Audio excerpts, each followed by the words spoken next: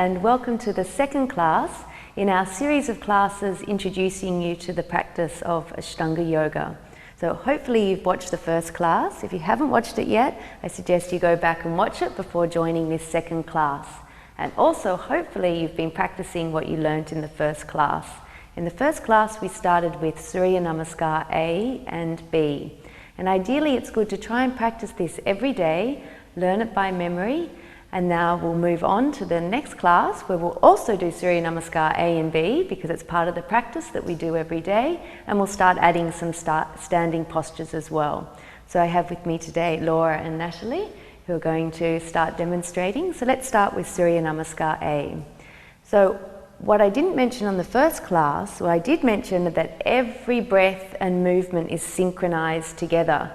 But in Ashtanga Yoga, we also have a specific count for each breath and each movement, and it's counted in Sanskrit. So in this class, I'm going to use the Sanskrit count to count you through the Surya Namaskar. So standing in Samasthiti here, and let's just take a few moments here. Just close the eyes, and let's just connect with the breath. So as you inhale, breathe and take the breath right up into the space between the shoulder blades. And exhale, be conscious of drawing in the lower belly as though you're squeezing out the air. Remember to have a balance between the inhale and the exhale, the same length. And let's start making a little sound as you breathe. So it's like a slight hissing sound, just like the hissing of a snake. And you always want to be able to hear this sound while you're doing the yoga movements. So opening the eyes and getting ready for Surya Namaskar A. So Ekam, inhale, bring up the arms straight up the front. Dve, exhale, bend forward. Trini, inhale and look up.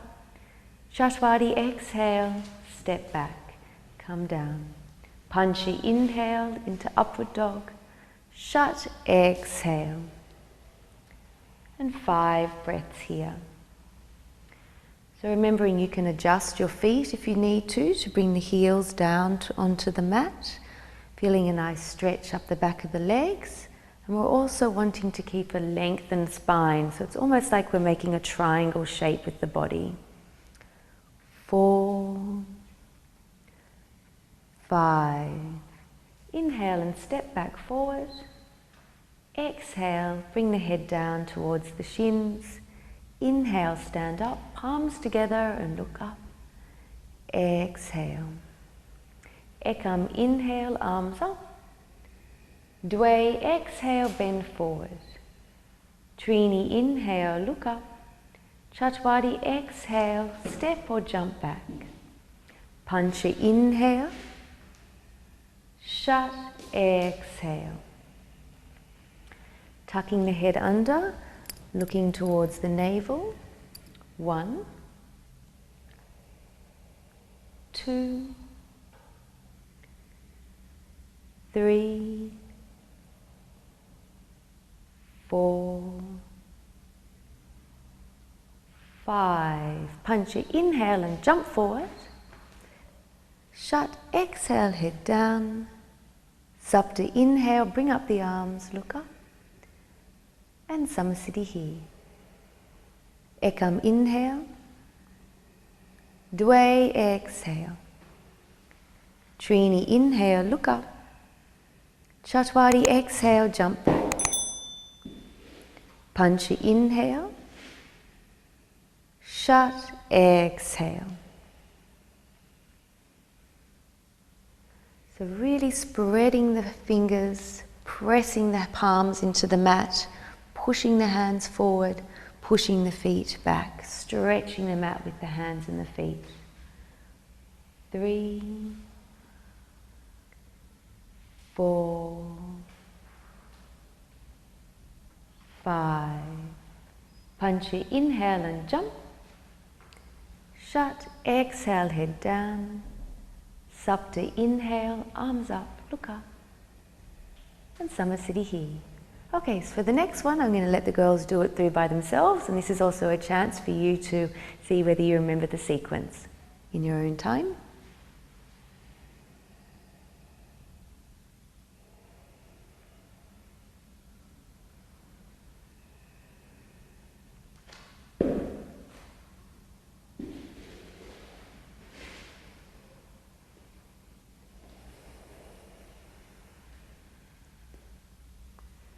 So every time you're in this downward dog position, use it as a time to bring the awareness back onto the breathing.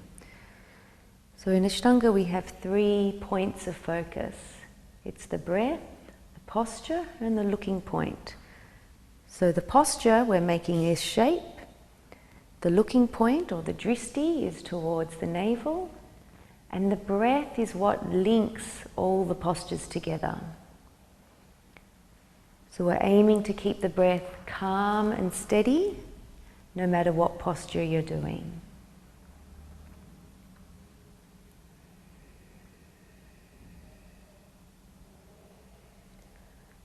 Okay, let's move on now to Surya Namaskar B. So if you've been practicing this during the week, you've probably noticed that this takes a little bit more extra effort. Hopefully it's becoming a little more smooth. Remember that it's okay to take extra breaths, just keep the breath flowing. But the general rule is that upward movements are inhale and downward movements are exhale. So if when you're stepping forward, you need to take an extra breath here, just synchronize that you inhale and then exhale as you step back. Okay, so let's start. So inhale, bend the knees, ekam, dway, exhale, bend forward. Trini, inhale, look up. Chatwadi, exhale and jump back. Panchi, inhale, thighs off the ground, press into the mat with the feet. Shat, exhale, if you can, rolling over the toes. Sapta, inhale, step the right leg forward, bring up the arms, look up. Ashto, exhale, stepping back. Nava, inhale. Dasha, exhale. Akadasha, left leg steps forward. Keep the knee bent, strong back leg. Dwadasha, exhale, step back, come down. Trayodasha, inhale, lift the chest. Chaturdasha, exhale, rolling back into our downward dog. And 5 breaths here. So as a general principle, you're wanting the toes pointing forwards and feeling like the outer edges of the feet are parallel to the outer edges of the mat. 3, 4, 5. Panchadasha, inhale as you jump. Shodasha, exhale, head down. Saptadasha, bend the knees and squeeze the knees together. And Samasthiti here. Ekam, inhale, bend the knees. Dway, exhale. Trini, inhale, look up. Chashwadi, exhale and jumping back. Pancha, inhale. Shat, exhale. Sapta, step the right leg forward. Inhale, arms up. Ashto, exhale, step back. Nava, inhale. Dasha, exhale. Akadasha, left leg steps forward. Look up. Dwadasha, exhale, step back. Trayodasha, inhale. Chaturdasha, exhale. 1, 2, 3, 4, 5. Panchadasha, inhale and jump. Shodasha, exhale, head down.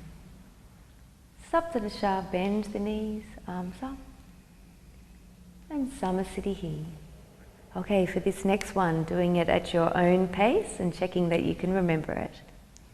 Starting when you're ready. So the beautiful thing about Surya Namaskar is it has everything in it that you need for a healthy body. So even if you're only to do Surya Namaskar A and B 5, 10 times each day, it would bring a lot of strength and flexibility to the body.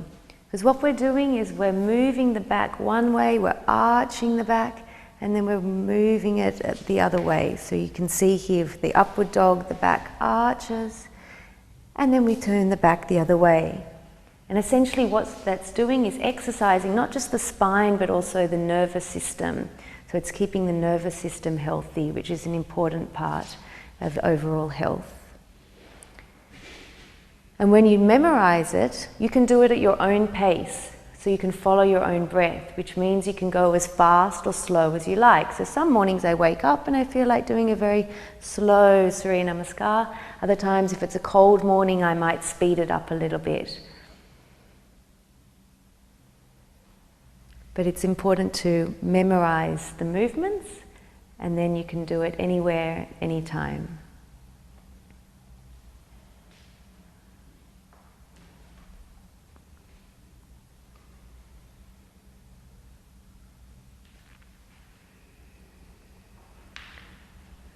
Good, thank you.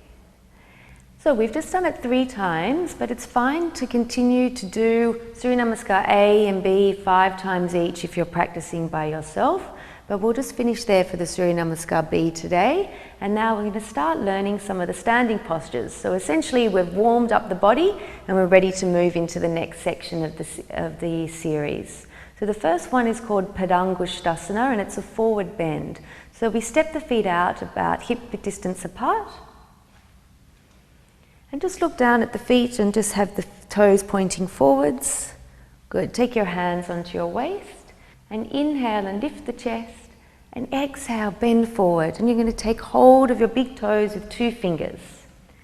Inhale and look up, and exhale, bend your arms and feel like you're putting your head in between your knees. So if it's difficult for you to straighten your legs completely, it's okay to start with the legs a little bit bent, but still trying to bring the chest onto the thighs, and then gradually straightening the legs. But in yoga, it's important to move with the breath. So only go deeper into the stretch on an exhale. So as you inhale, you can feel like you're lengthening the spine, and exhale, going a little bit deeper. And there's 5 breaths here. For the last breath, we inhale and look up, exhale, and then inhale, come and stand up. And step the feet back together into our Samasthiti posture. So the next posture is Padahastasana. So in Sanskrit, Pada means foot and Hasta means hand. So we're going to take the hands underneath the feet. So the same thing, step the feet apart, inhale, exhale, bend forward, sliding the top of the hands underneath the feet. Again, if you need to, start off with the legs a little bit bent and you can straighten them. And exhale, bend forward. Now what's important here is the angle. What often happens is the hips might slide backwards. Make sure you keep your hips lined up over your ankles. So really bring the weight into the hands. 5 breaths here, paying attention to your breath, making sure you can hear the sound of your own breathing.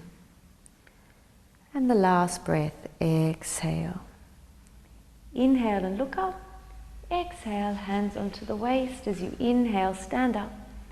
And exhale, stepping the feet back together, returning to Samasthiti, hands beside you. Utthitatrikonasana, the famous triangle posture. So step out with your right foot, taking the feet 3 feet apart. And just look down at your feet. You want the heels to be in one line. Turn out the right foot and inhale as you stretch out the arms. Tilt the hips slightly over the right leg, and then come down and take hold of your right big toe. Now if it's difficult to take the hold of the toe, Laura just showed the option of bringing your hand onto your shin, and you're twisting the body to bring it back over the right leg. The left arm stretches up, straight up towards the ceiling, turning the head and looking towards the left fingertips. 5 breaths here, keeping the eyes steady. 4, 5. Inhale, come up.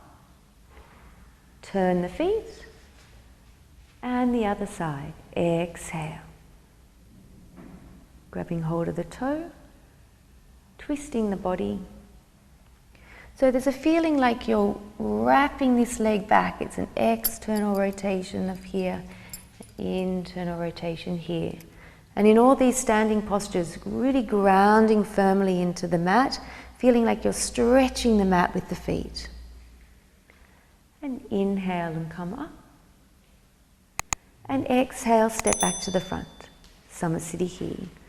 So that was Utthitatrikonasana. We're now going to do the B version of this posture, Prasarita. So step out with the right foot, turning and facing the back. So the most important thing here is we want to square the hips, and I'm going to use that expression a lot. And when I mean square the hips, I mean the two hip bones pointing in the same direction. So your back foot is 45 degrees, and just look down and the heels are in one line. Pull back on the right hip and send the left hip forward. Good. Now take the right hand on your lower back, just to keep it there for the moment, and stretch out your left arm. Reach forward and try and lengthen your spine as much as you can. Reach towards the wall, then bring the hand down on the opposite side of the foot. Now if that's difficult, you can take the option that Laura's doing of resting it on the shin. And from here, keep the hips where they are and just twist in the middle part of the back and send this arm straight up into the air. Now what might happen is this back heel might come off the ground, so keep grounding it firmly into the mat. Really push into the mat with the back heel. So don't worry if you find this posture challenging. It is a challenging posture initially. So just trying to twist as much as you can while keeping very strong in the legs. Okay, inhale, come up. And now we do the other side. So swing the arms around. This time we're stretching out the right arm, so make sure we square the hips first. So pull back on the left hip, reach forward and lengthen. Exhale, either resting onto the shin or onto the floor. Twisting in the spine and stretching the arm up. And the dristi, the looking point, are the fingertips. If it's difficult for you to turn the head and look up, you can also take the option of still just looking down at the floor if you're finding it difficult to balance.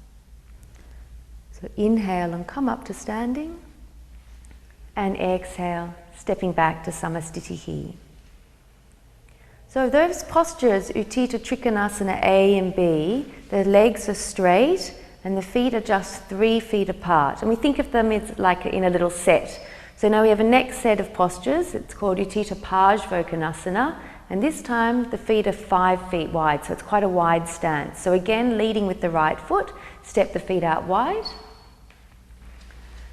Turn out the right foot. Again, the same principle. Look down and see the heels are in one line. We turn out the right foot and stretch out the arms. Now I'm going to get Laura to do the first variation. So some of you may want to try this like this first. So bend the knee and just take the forearm onto the thigh as the other arm comes over.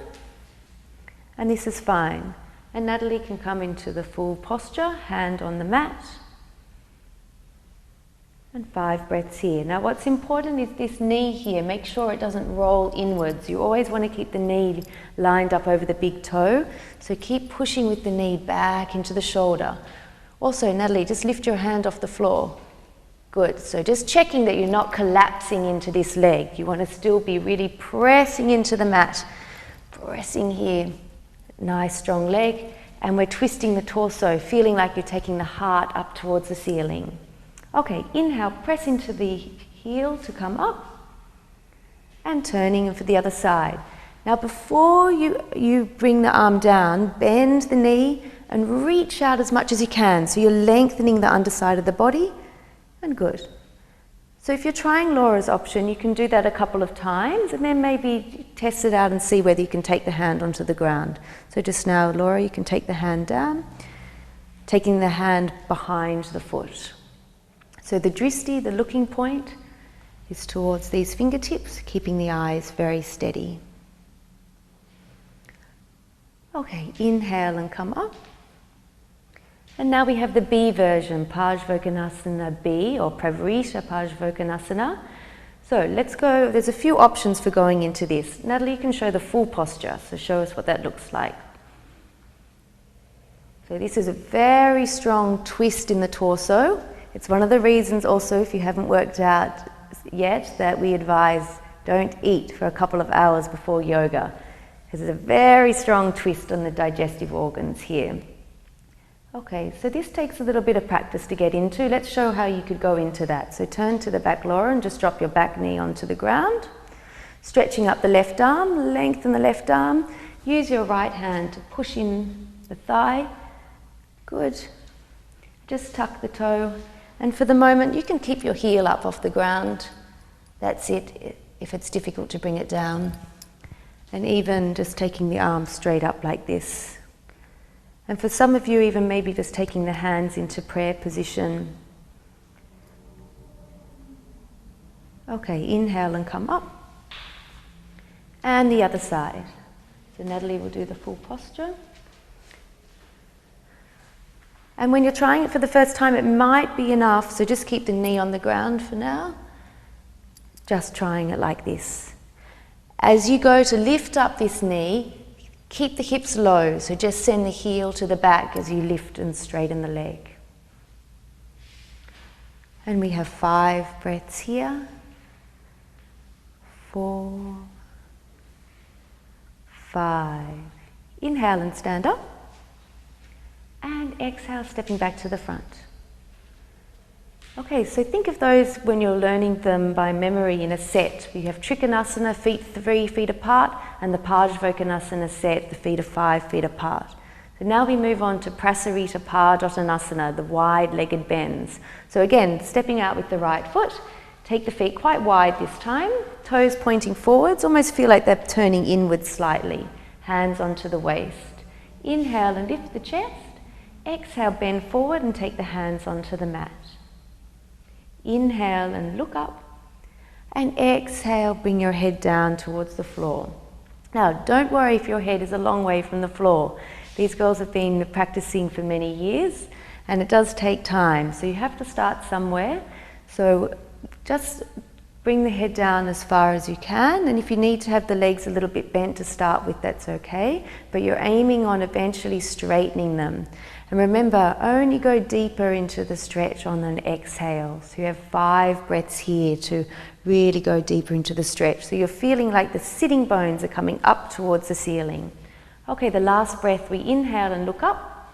Exhale, hands onto the waist. Inhale, come up to standing. And exhale there. Inhale, stretch out the arms, shoulder height.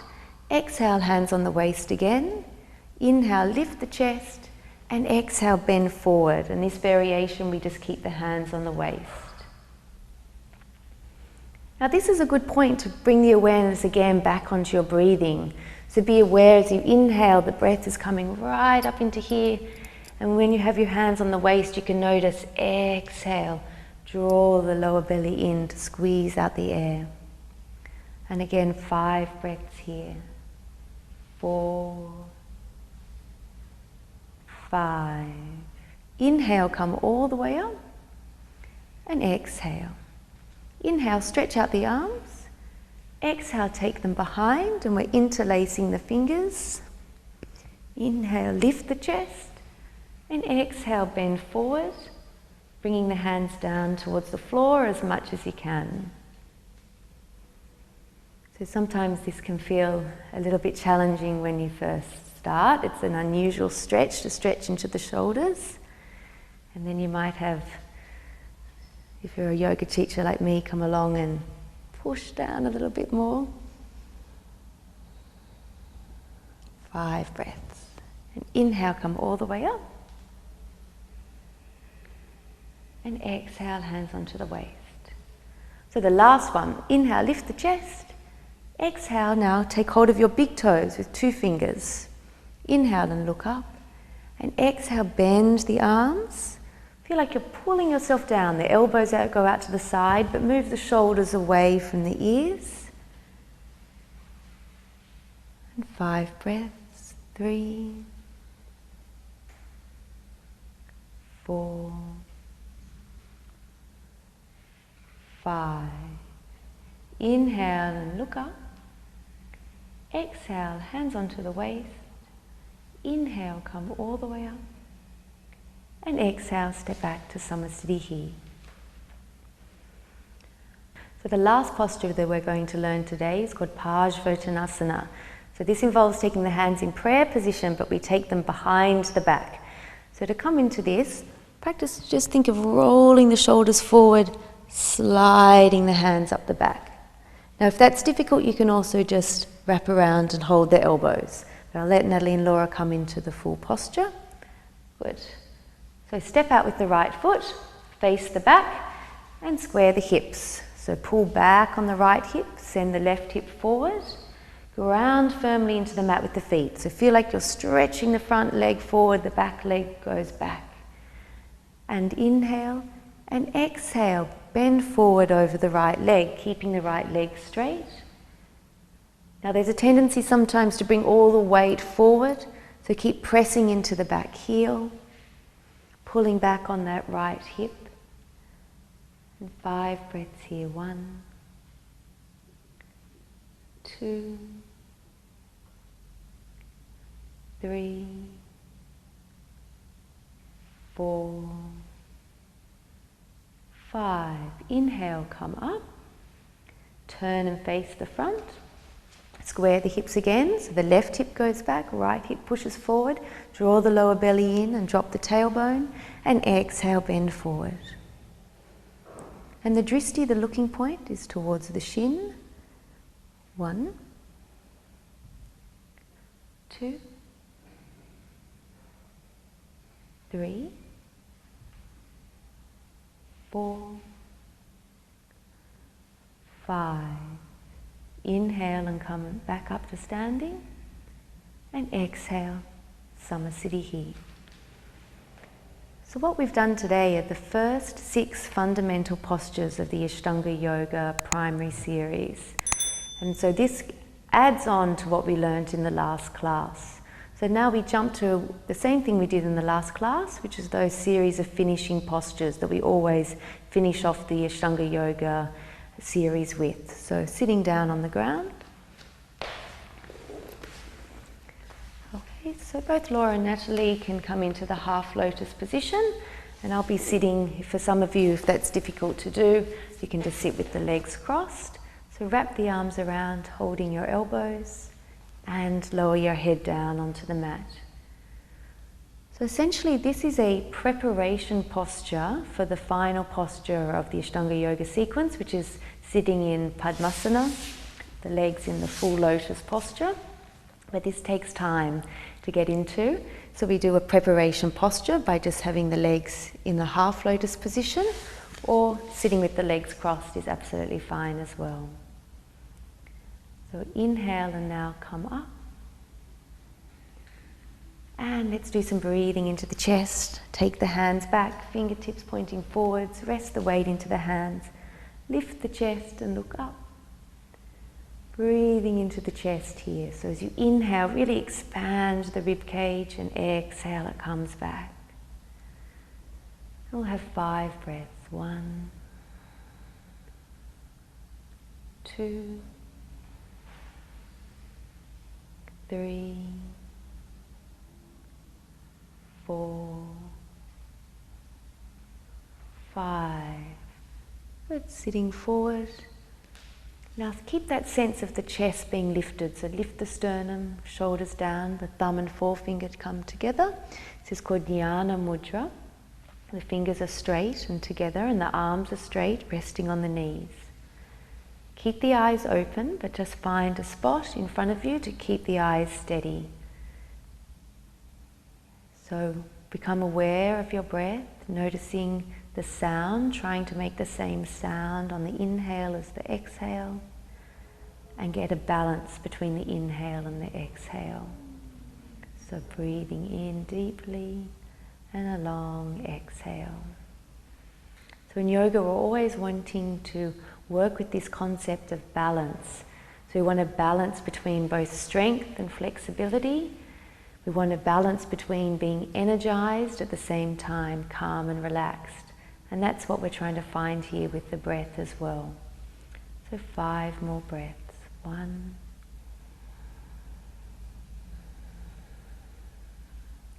2,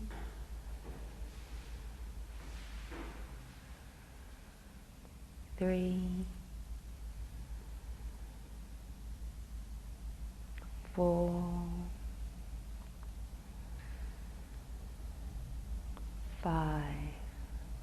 Good, our last posture, and make sure you never miss this one. Hands down, press into the mat and lift up, holding for 10. 1, 2, 3, 4, 5, 6, 7, 8, 9, 10. Very good. Come down. And maybe that wasn't the last posture, because really the last posture is lying back and taking rest. So lying down. And remember, always finish your yoga practice with this resting posture. Stay for at least 5 to 10 minutes, but you can stay as long as you like. So thank you for joining today, and I'll see you at the next class.